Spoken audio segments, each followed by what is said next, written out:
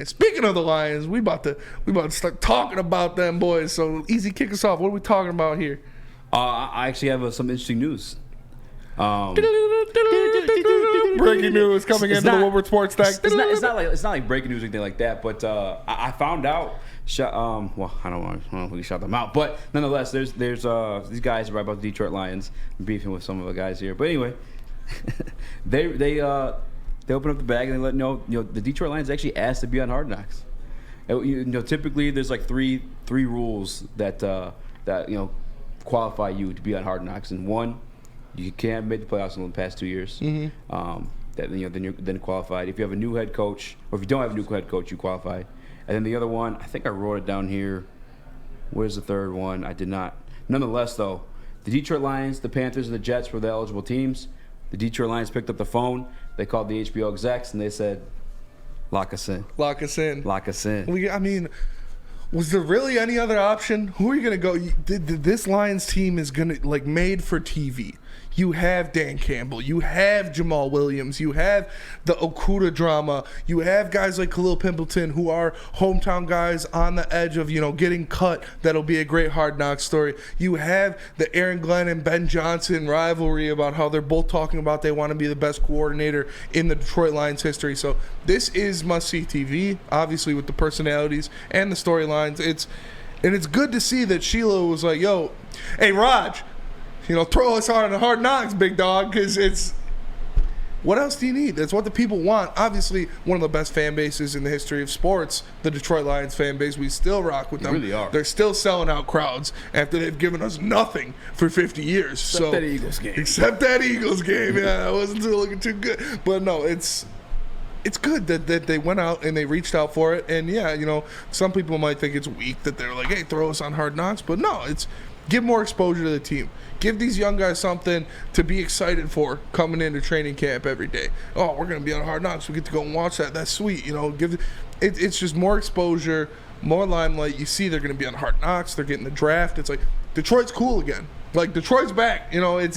The Lions are back. The Lions are good. I mean, they were really never here, but they're cool. People are talking about. People want to play for Dan Campbell. People want to play for Brad Holmes and this new Lions team that is getting energy breathed into them. We've talked about multiple occasions the national pundits talking about the Lions. You got obviously Dan Orlovsky. Shout out Big Dan. Putting on for the Lions always. But you've got Mina Kimes. You have these other people talking about the Lions. Oh, they might turn some heads this year. They could be a pretty good franchise. So it's exciting to see, and it all starts with something like this where you get the name out there, you get the exposure out there, and it's nothing but good for your team and for your franchise. 100%, and this is, and I don't know if this is true or not.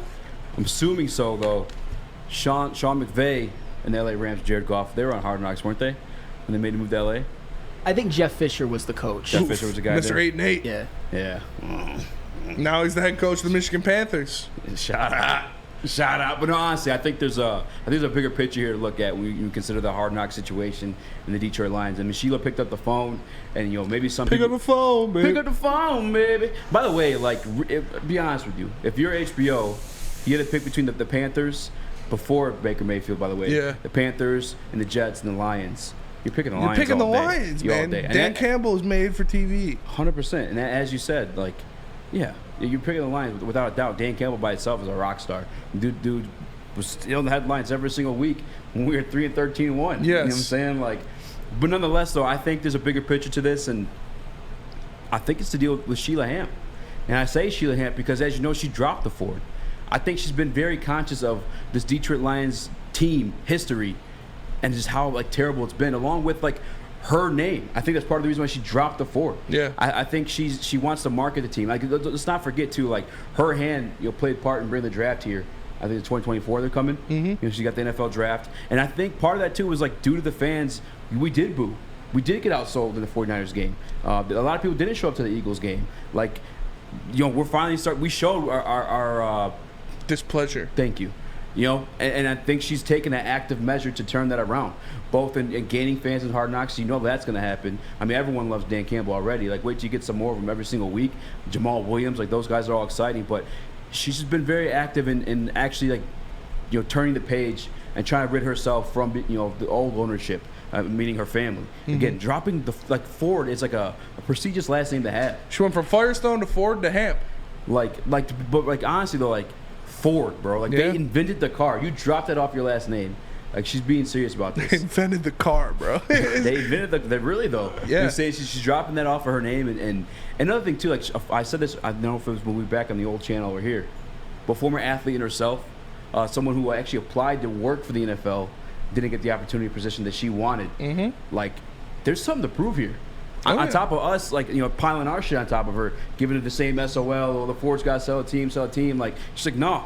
Like, This is the Hamps team now. Yeah, it's the Hamps team. You know what I'm saying? I ain't them. This ain't that. You know what I'm saying? I got a brand new brand. You know what I'm saying? I got a brand new bag. It's Blue Magic. Try it now. Big body pants, remember how it used to be dusty. It's big facts, though. You know what I'm saying? Like, she's very conscious of it. It's given. I mean, the biggest thing I keep pointing to is her just dropping the Ford from her name. Like, that's just crazy to me. She put her office in between both Dan Campbell and Brad Holmes. Like, Sam, you're an out-of-stater. You're actually not. You weren't born in Michigan, correct? No, I was not. What is your perspective of Shiela Ford distancing herself from, you know, her family and the past mistakes they've made? Because her picking up the phone called Hard Knocks, I see that as like phone, you know, a business opportunity for her. You know what I'm saying? Free marketing of her team. So I mean, the Ford thing, that is something. I know that it might not seem like something, but we all remember William Clay Ford. It was just a miserable franchise for the entirety of them owning it. And when it comes to them being on Hard Knocks and volunteering to be on Hard Knocks, if I'm thinking positively, I'm thinking that maybe if you're Shiela or whoever's making those decisions, you have confidence that your team is well run, because you're not going to put a train wreck, volunteer to put a train wreck on Hard Knocks. And with a guy like Dan Campbell, for example, I'm not quite as high on Dan Campbell as some of you guys. I didn't like the biting kneecaps. I didn't like the race car helmet. I didn't like some of the situational coaching errors, and I think he kind of comes off as a little bit of a meathead. But this is his opportunity to show what goes on inside in the meetings and everything. And Shiela obviously has confidence that a guy like Dan Campbell will come off very well, that Ben Johnson and Aaron Glenn will come off very well. They'll come off as a competent organization, which is something that the Lions haven't been since I can remember. So this is a very, very exciting time, and you know that it will be appointment viewing Hard Knocks coming up for the Detroit Lions. Oh yeah, for sure appointment viewing. And you know, the Shiela stuff, like, you could tell that she wants this. She wants to produce a winner. She wants to give Lions fans something that they can hold on to, something they can sink their teeth into. Like, look at how she reacted when we won our first game last year.